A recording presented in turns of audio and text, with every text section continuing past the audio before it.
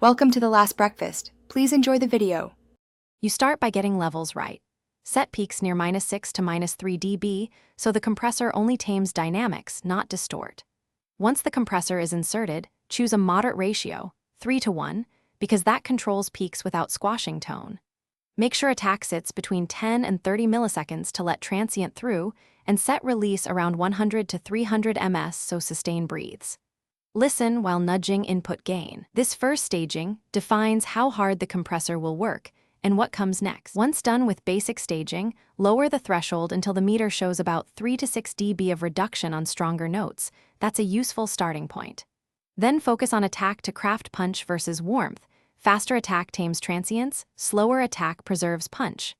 Make sure to experiment with release. Slower settings glue low end, while faster release keeps rhythm clean.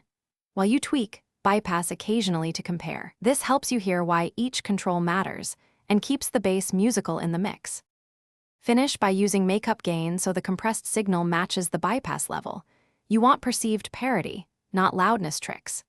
Once done, solo briefly to confirm low-frequency presence around 60 to 120 Hz and mid-bass clarity near 200 to 400 Hz, then check in the full mix. If you hear pumping or the bass sounds lifeless, make sure to reduce the ratio or lengthen the attack. Those fixes quickly restore dynamics and tone. Finally, save your setting as a preset for Thanks for watching. If this was helpful, leave a like and consider subscribing. See you next time.